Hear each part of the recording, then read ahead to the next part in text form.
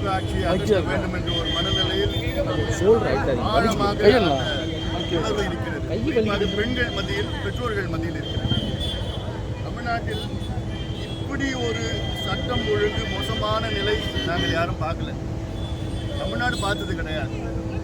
எவ்வளோ மன்னர்கள் ஆண்டார்கள், வெள்ளையர்கள் ஆண்டார்கள், சுதந்திரத்துக்கு பிறகு எத்தனையோ முதலமைச்சர்கள் ஆண்டார்கள்.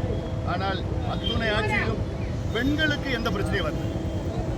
இந்த ஆட்சியில் 5 ஆண்டு காலம் எங்க பார்த்தாலும் பெண்களுக்கு எதிரான குற்றங்கள், பாலியல் வன்கொடுமை, குழந்தைகளை சிதைத்து கொண்டு இந்த மனித மிருகங்கள் கஞ்சா அடிச்சுக்கிட்டு, சாராயத்தை குடிச்சுக்கிட்டு, டாஸ்மாக் சாராயத்தை குடிச்சுக்கிட்டு எங்க போனாலும் பெண்களை சும்மா விடுறது கிடையாது.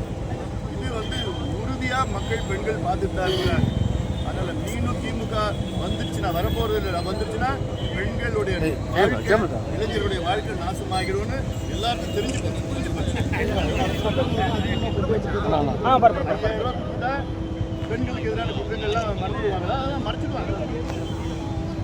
நான் கேட்குறேன், எல்லாம் தப்பு பண்ணிட்டு நம்ம 5000 ரூபா கொடுக்குறோமா, மாதம் 1000 ரூபாய் கொடுக்குறோமா, ஏற்றுப்பாங்களா? பெண்கள் ஏற்றுப்பாங்களா?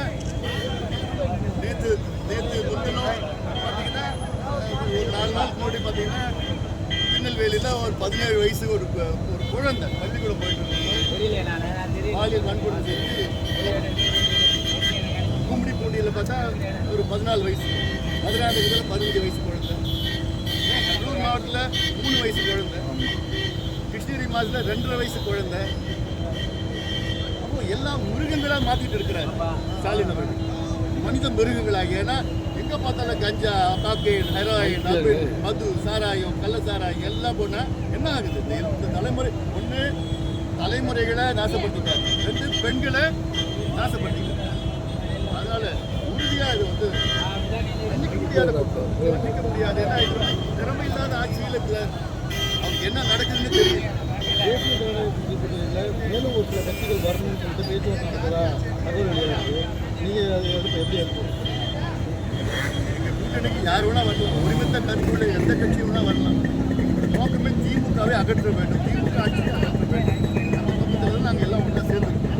டிவிக்கு நீங்கள் சொல்ல விரும்புவது என்ன? அவங்க தான் வரணும்னு சொல்கிறாங்க. எதுவும் சொல்ல கிடையாது. ஒருமித்த கருத்து உள்ள திமுகவை அகற்றணும், திமுக ஆட்சியை